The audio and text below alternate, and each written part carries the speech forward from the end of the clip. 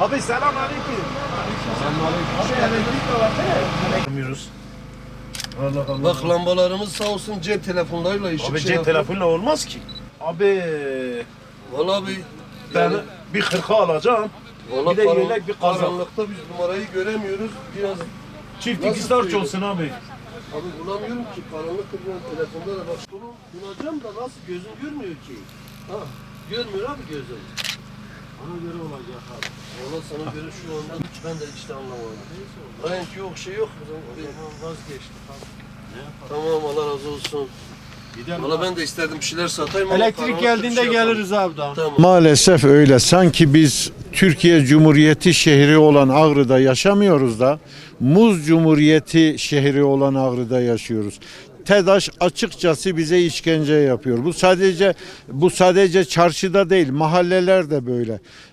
İnsanlar herkes doğal gazla ısınmaya çalışıyor ama elektrik bulamadıkları için doğal gazlarını yakma şansına da sahip değil. Günde 6 kere, 7 kere, 10 kere hatta bazen 15 kere elektrik gidebilir mi ya? Böyle bir şey olabilir mi? Yani TEDAŞ keyfi hareket ediyor. Sen 2 gün TEDAŞ'ın parasını aksat hemen sen elektriğini kesiyor ve parayı ödedikten sonra da bağlama açma parası da üzerine ekleyerek senden alıyor. Yani biz müşterilerimize yeterince hizmet yapmakta zorluk çekiyoruz. Uzun süredir bugünkü, yarın, dünkü, evvelsi gün 3 aylık, 5 aylık olay değil ki. Yıllardır bu şekildeyiz. Yani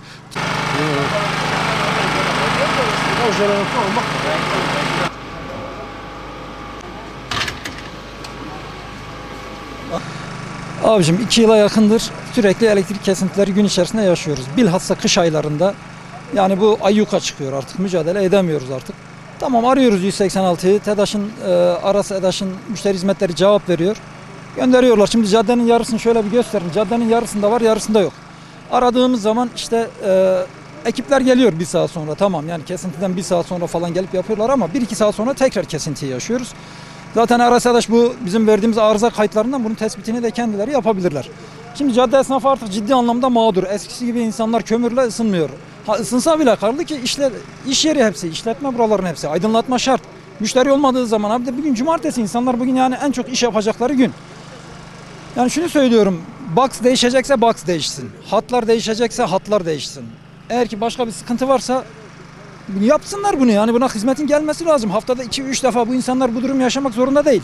Ha biz topladık. Daha önce EPDK ile konuştuk. Bize denildi ki işte giden tarihlerin yani elektriğin kesildiği tarihlerin esnaf tarafından zapt altına alınıp imzayla bu şekilde müracaat edilmesi gerekiyor. Biz bu şekilde de artık hazırlığımızı yaptık. Elektrik bu hafta kaç defa gitti. Biz bu şekilde Aras EDAŞ'ı EPDK'ya da şikayet edeceğiz. Ha mesai saatleri içerisinde olmadan şey de almıyorlarmış. Şikayet bildirimini şunu bunu da almıyorlarmış. Ya kardeşim şehrin en işlek caddelerinden birisi. En ne bileyim kalabalık yoğunluğun olduğu yerlerden birisi. Ya bu şekilde bu insanlar mağdur edilmez. Arıyoruz oradaki o arızaya gelen çocuklar Allah için tamam. Yani işleri müsait olduğu nispette gelip yardım ediyorlar, yapıyorlar ama ne boxlar müsait, ne hatlar müsait. Kış aylarıdır elektrik sobasıyla ısınanlar var, doğalgazla ısınanlar var. Herkes kömür yakmıyor. Sesimizi duyurmaya çalışıyoruz.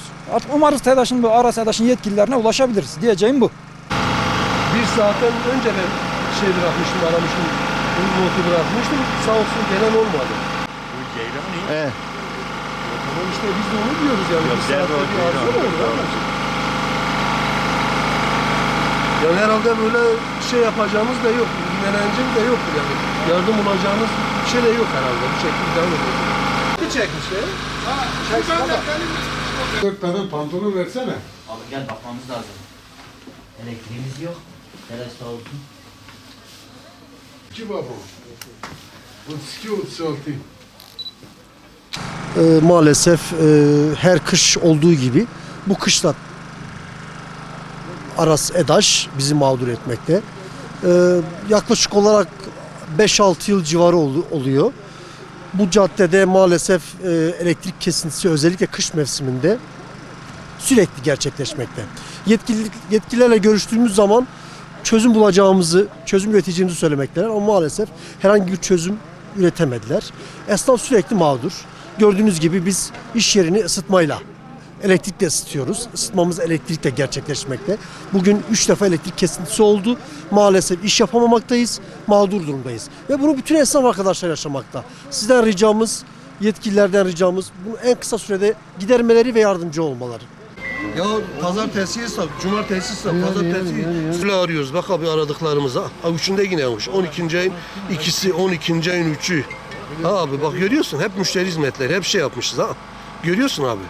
Bak görüyorsun. Ha bugün yine ayın 6'sı yine yokmuş. Ha. Bak kaç sefer aramışım. 1, 2, 3, 4, 5, 6. 6 sefer. Bak abi saatlerine de bak.